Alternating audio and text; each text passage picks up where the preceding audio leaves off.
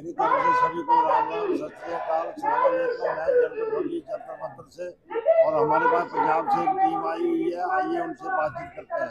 सत श्री अकाल साहब। सत श्री अकाल सर। सत श्री अकाल सर, आप बताइए कि आप यहाँ पर आए हैं। हाँ जी और क्या क्या डिमांड है और क्या क्या तैयारियां चल रही है, उसके बारे में बताइए। सर, जो हमारी डिमांड है, वैसे तो हमारे जो बीरा दोहराते रहते हैं, पर हमारी भी वही डिमांड है जो कि जैसे कि जो फार्मूला है 2.57 वाला, वो फार्मूला जो अफसर को 2.81 है, वो हमको भी लागू होना चाहिए। डिसेबिलिटी जो है इसमें इतना फर्क है, ये क्यों है? उसके बाद जो है जीएसईओ के साथ, ऑनरी के साथ जो विसंगति जो उन्होंने दुआ किया है, वो नहीं होना चाहिए। ये जेसीओ ने कोई ऐसा गुनाह नहीं किया है। तीसरी हमारा उसके बाद हमारी है कि जो हमारी मेन डिमांड है 3 रिटायर सुप्रीम कोर्ट के जजों की एक कमेटी की नियुक्ति, जो कि chief justice of supreme court द्वारा निर्धारित करी जाए, जो कि हमारी जो विसंगतियां हैं हमारे तरफ से जो पेश किया जाएगा उसको भी देखेंगे, और जो दूसरी साइड वाले उनको भी देख के इसके वो पानी, दूध का दूध और पानी का पानी करेंगे। तब हमको पता चलेगा कि हम सही हैं या सरकार सही है, हम गलत हैं या सरकार गलत है। ये तो हमारा हक बनता है। हमारा हक हम क्यों नहीं मांगेंगे?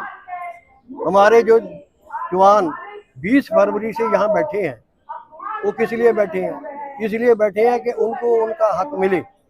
सरकार हमारी आवाज़ नहीं सुन रही है तो एक ना एक दिन जरूर सुनेगी।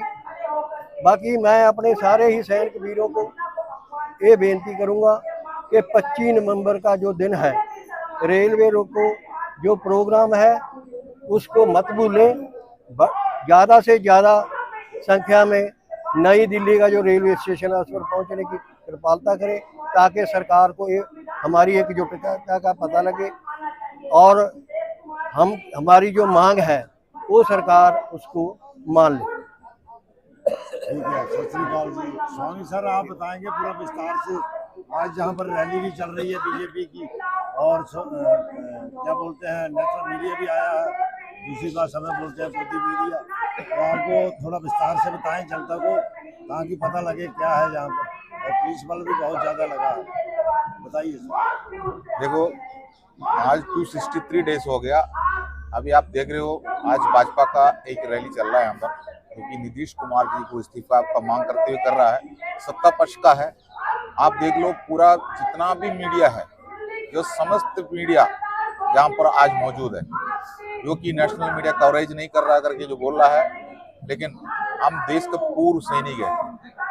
हम लोगों ने एक टाइम पर इस देश की रक्षा कर रहा था, आज हम लोगों को सड़क पे बिठाया हुआ है, 9 महीने से बैठा हुआ है, लेकिन इसका आवाज कहीं भी नहीं जा रहा है। जो अपना जो सोशल मीडिया द्वारा जो जा रहा है वही है, बाकी नेशनल मीडिया को पता ही नहीं चलता है। हमारा देश के जवान यहाँ पर बैठे हैं, जो हमने भी सुनते थे जो गोदी मीडिया करके, लेकिन यहाँ आने के बाद इस 9 महीने के अंदर मुझे यह अच्छी तरह पता चला, जो बिल्कुल सही कह रहा है गोदी मीडिया, बिकाऊ मीडिया, ये सब सही कह रहा है, लेकिन उनको दिखाई नहीं दे रहा। आप देख लीजिए, जितना भी झंडा इसका दिखाई दे रहा है भाजपा का है, सत्ता पक्ष का है, लेकिन मीडिया पूरा उधरी है।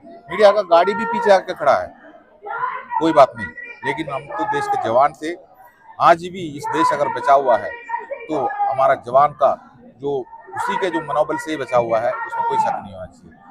लेकिन जो आपत्ति आता है देश में तो सैनिकों का नाम लेता है, और आर्थिक संकट आता है तो भगवान का नाम लेता है। हमने ये भी देखा, लेकिन मीडिया को ये कुछ पता नहीं चल रहा है। मीडिया पैसा के पीछे भागता है।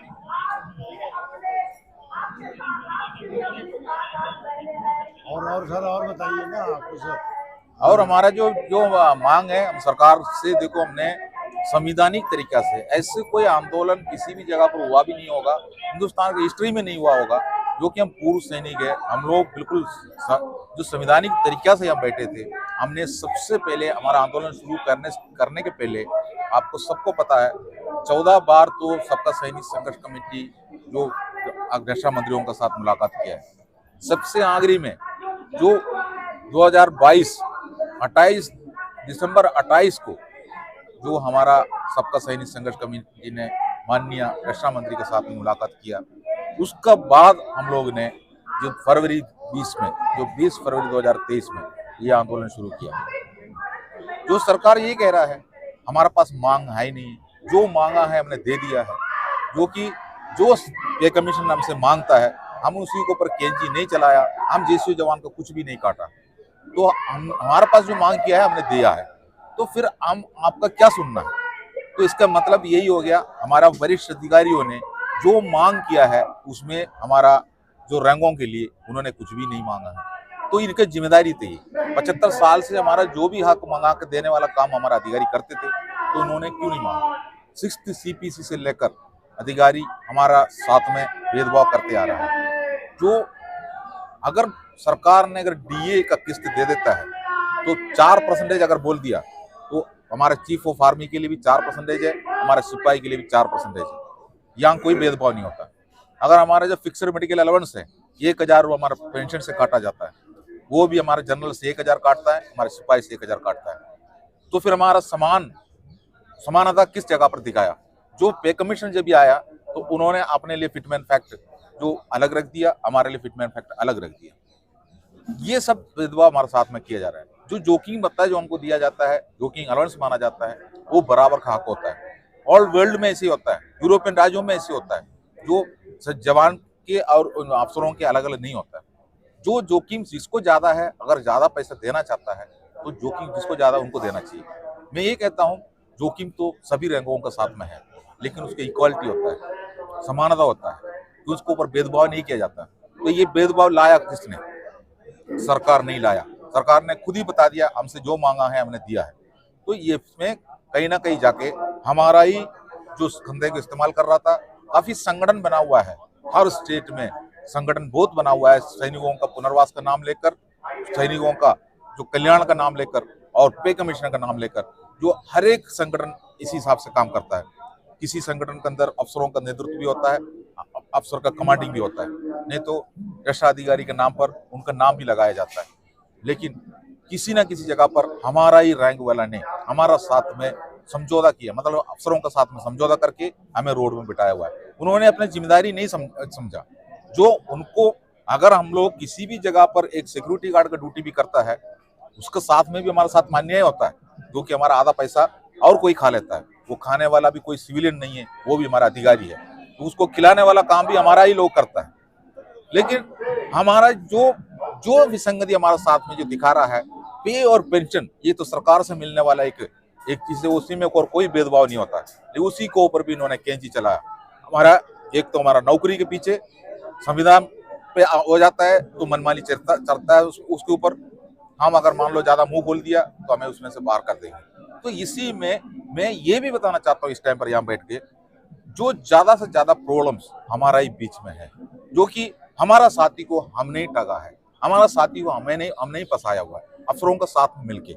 जो उनको हो सकता है उनको पर्सनली कोई बेनिफिट मिल गया हो, नहीं तो उनको पर्सनली उनका परिवार के लिए कुछ दे दिया हो, नहीं तो किसी को कोई नौकरी दे दिया हो, लेकिन कुछ भी हो, लेकिन वो जो गरीब जो सेना से जो निकल के आता है उन्हीं के ऊपर अपना कैंची चलाता है, उन्हीं का हक से मेंबरशिप लेता है, उन्हीं का हक से पैसा बनाता है। लेकिन उनका आवाज किसी भी जगह पर देने के लिए अफसर अगर आवाज नहीं देता है, फाइल नहीं रखता है, तो एग्जीक्यूटिव कमेटी का काम है, जो देशीय संगठन के एग्जीक्यूटिव के बारे में बता रहा हूँ, जो सरकार के साथ में बैठ के बात करता है, इंडियन एक्सर्विसमैन लीग जैसा जो संगठन के बारे में बता रहा हूँ, उन्हीं का अंदर हमारा जेसीओ जवान रहता है। वो उस जगह पर विरोध नहीं करता है, उस जगह पर उन्होंने ये नहीं बोलता हमारा जेसीओ जवान का हक क्यों छीन रहा है, क्यों नहीं लेगा इसके अंदर। लेकिन वो अफसरों का बात सुन के सीधा अपना जो क्षेत्र में आ जाएंगे, अपना राज्यों में आ जाएंगे, उनको गुमराह कर देता है। उसके बाद हाथ में बैनर देंगे, झंडा देंगे, सरकार को चिट्ठी लिख दिया, मेमोरेंडम दे दिया, इसी जैसा बगाना बनाकर हमारा पैसा और फूंक देंगे। लेकिन असली लड़ाई जंतर मंतर पर 9 महीने से चल रहा है। सबका सैनिक संघर्ष कमेटी ने इसके नींव डाला है। सबसे पहले हमारा सबका सैनिक संघर्ष कमेटी का जनरल सेक्रेटरी हरपाल सिंह ने क्लियर बोला है, अगर झंडा लेके सरकार से मांग करने के लिए तैयार है तो हम भी आपका साथ में करने के लिए तैयार है, ऐसे कोई दिक्कत नहीं है। लेकिन एक शर्त है, राजनीति और अफसरों को लाना नहीं है, यही बात था। लेकिन कुछ संगठन अलग हो गया, कुछ संगठन ने अलग होकर चला गया, उसी हिसाब से इसको। लेकिन सबका सैनिक संघर्ष कमेटी ने अपना मंच संभालने के बाद जब भी कॉल कर रहा है एक लोग हमारे साथ मिलके हमारा मांग का साथ देता है तो दूसरा टीम उस जगह पर अफसरों का साथ मिलके, सरकार का साथ मिलके टांग खींचने में लग जाता है। लेकिन ये हमारा ही रैंक वाला था, ऐसे नहीं है कोई भी अफसर ने सीधा आके यहाँ पर कोई टांग नहीं खींचा, किसी भी राजनीति पार्टी इधर आकर टांग नहीं खींचा। हमारा बीच में से ही किसी को सिलेक्शन करता है, कमी हमारे बीच में है। लेकिन अब रेल रोको आंदोलन ये हमने 25 तारीख ऐलान किया है, मजबूरी से किया है। अचानक एक दिन हमने ये नहीं बोला। हम लोग ने इस जगह पर 9 महीने से बैठने के बाद भारत का राष्ट्रपति के पास, रक्षा मंत्री के पास और प्रधानमंत्री के पास हम मेमोरेंडम दिया है। कौन सा तरीका से दिया है, ये संवैधानिक तरीका भी आप देख लो। हमने हिंदुस्तान के अंदर जितना भी IAS है जो कलेक्टर रैंक में बैठा हुआ है, उन्हीं का माध्यम से हमने मेमोरेंडम भेजा है। उसी के लिए बढ़ चढ़कर हर राज्यों में पूरी पूर्व सैनिक बाहर निकल के आया, झंडा लेकर घुमा। उसके बाद उन्होंने मेमोरेंडम सौंपा गया है। उसके बाद ग्रामीण क्षेत्र को जोड़ने के लिए जो बातचीत निकल के आया तो हमने तहसीलदार का द्वारा भी हल्ला बोल कार्यक्रम के साथ में दिया गया। और इसके बाद जो हमारा जो संसद को हम लोग ने वोट देके चुनाव करके भेजता है, उन्हीं के तो हमारा जो पार्लियामेंट हमारा मंदिर माना जाता है, उनका हाथ में भी हमने मेमोरेंडम सौंपा। सभी सांसदों का फाइल में और उनका अटैची में उनका हाथ में हमारा मेमोरेंडम होते हुए भी किसी ने भी वहां पर आवाज नहीं उठाया। तो फिर हम क्या करूं? तो हम लोग ने यही कदम उठाया। हम भूख हड़ताल करके देखा, इस जगह पर हमें गिरफ्तार करके लेके गया। हम पार्लियामेंट घेरने के लिए भी चला गया, तभी भी हमको अरेस्ट किया गया। अब हम रेल रोको आंदोलन इसलिए करने में हम मजबूर हो गया, सरकार हमको मजबूर किया गया है। जो कि रेल रुकने के बाद काफी दिक्कतें होंगी, हम जानता हूँ। जो कि हम सेना को वर्दी पहन के नौकरी किया था, हमारा कानून के बारे में जानता हूँ। सबसे बड़ी हमारा देश का सिक्योरिटी ऊपर होना चाहिए। अभी भी हम मन से ये सोचता हूँ हमारा सिक्योरिटी कहीं फेल नहीं होना। ऐसी स्थिति में रेल रोकते टाइम पर आम पब्लिक को भी प्रॉब्लम आ जाएंगे। हम रेलवे स्टेशन के अंदर नहीं गिरेंगे, हम प्लेटफॉर्म के अंदर नहीं जाएंगे। इसलिए नहीं जाएंगे, वहां पर आम पब्लिक बैठा होगा, कुछ आराम कर रहा होगा और वो दुकानदारी करके जो अपना पेट चलाने वाला दुकान भी होगा, हम उनको कोई भी परेशान नहीं करेंगे। हम आउटरों में नहीं रहेंगे, जहां आउटर है वहां पर रहेंगे। गाड़ी रुकने के बाद गाड़ी के अंदर जो लोग रहता है, यात्री रहता है, हाथ जोड़ के हम उनसे माफी चाहता हूँ। और हम उनको पानी चाहिए तो उनको पानी पिलाएंगे, उनका खाना चाहिए तो हम खाना खिलाएंगे, हम उसका पूरा सेवा करेंगे। लेकिन ये मजबूरी से करना चाह रहा है। हमारा पेंशन, हमारा पैसा हम उधर खर्च करने के लिए तैयार है, लेकिन आम जनता और पब्लिक को हमने ये तहे दिल से मैंने ये कहना चाहता हूँ, हम मजबूर है। आपका देश का पूर्व सैनिक मजबूर है। मजबूर किया है सरकार ने, जो कि हमारा वरिष्ठ अधिकारियों ने हमें इसी जैसा करके गुमराह करके रोड में बिठाया है। हमको आजादी नहीं है, हमारा सेना के अंदर आजादी नहीं है। सेना के कानून के पीछे भी हम लोगों ने मेमोरेंडम दी है। हम लोगों ने 10 सवाल पूछा गया है सरकार से, जो भी आप बोर्ड के अंदर देख लीजिए। 10 सवाल हमने पूछा है, जवाब नहीं मिला। हमने मांगा है जुडिशरी कमेटी, सिर्फ जुडिशरी कमेटी। हम जुडिशरी कमेटी के साथ में बैठ कर हमारा जो भी विसंगतियां हम चर्चा करेंगे, और जुडिशरी कमेटी हमको बता रहा है हम गलत है, तो वो सुनने के लिए हम तैयार है। लेकिन हमारा वरिष्ठ अधिकारी अभी हमें कुछ भी दिलाने के लिए हमारे सामने नहीं आना। उनके ऊपर हमारा विश्वास उठ गया। हमारा विश्वास सिर्फ जुडिशरी के ऊपर है। जय हिंद। ये थे हमारे साथ बालाकृष्ण जी। और हाँ सर, एक और विनती है। हाँ बोलिए सर। जो लाइफ सर्टिफिकेट हम एनुअल भरते हैं, अब ये सिफारिश के थ्रू हमारे को पेंशन आती है।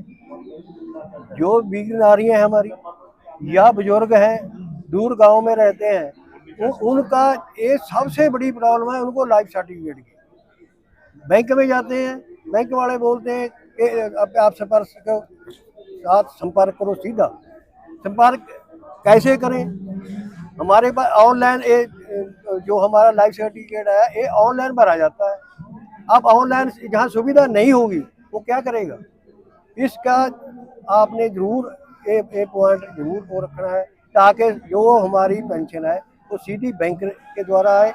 बैंक के जो मैनेजर हैं या बैंक के अधिकारी हैं, हमारा जो लाइफ सर्टिफिकेट एनुअल हम देते हैं वो ले करके हमारा उस संस्था को भेजें जहाँ से हमारी पेंशन आती है। ये हमारी बहुत बड़ी प्रॉब्लम है। इस बार अभी हुआ, पिछले साल अभी बहुत वो तो सिफारिश का जो अपना POP है, PPO है, वो इश्यू ही नहीं हुआ। तो क्या करेगा, कैसे भरेगा? इसलिए ये पुरजोर मांग होनी चाहिए। हाँ जी, ये हमारी ठीक है साहब। हाथ जोड़कर बेनती है, इसको आप तो जरूर ये थे साहब, और ये बता रहे थे कि जो स्पर्श में अभी हमारी पेंशन हुई है और ये लाइफ सर्टिफिकेट देने में जनता को प्रॉब्लम आ रही है, और उसके बारे में कुछ ना कुछ गवर्नमेंट को करना चाहिए। और मेरा ख्याल किया हुआ भी है बैंक में, हर बैंक में किया हुआ है। बैंक में सर देखो हम वर्कर आए हैं, बैंक वाले बोले हमारे इंस्ट्रक्शन नहीं आई है, जो कोई जब इंस्ट्रक्शन के पास है फिर तो हमारी प्रॉब्लम। गवर्नमेंट को छोड़ना चाहिए, और जो भी हमारे स्पर्श वाले अधिकारी हैं उनको इसका ध्यान देना चाहिए। हाँ जी, तो ये पंजाब से आई हुई टीम थी, और हमारे साथ यही थे, गोपाल कृष्ण जी थे। और ये जंतर मंतर का नज़ारा है, आप खुद अपनी आंखों से देख सकते हैं। ये बीजेपी की रैली है, 100 आदमी नहीं है, और 200 मेरे ख्याल को 400-500 पुलिस वाले लगा दिए हैं इनके ऊपर। और देख लो, इनके लिए नेशनल मीडिया भी आ गया है, और हमारे लिए 263 दिन हो गए हैं, कुछ नहीं आया अभी तक। और जहाँ पर गोदी मीडिया आया हुआ है, ये हमारी कोई खबर नहीं पूछ रहा है। इसलिए जनता को टीवी देखना भी बंद कर देना चाहिए मेरे हिसाब से ज़्यादा सोशल मीडिया को देखें। मैं जनक भोजी, इस चैनल को ज़्यादा से ज़्यादा शेयर करें और सब्सक्राइब करें, ताकि हर खबर जंतर मंतर की आपके पास पहुँचे। जय हिंद, जय भारत।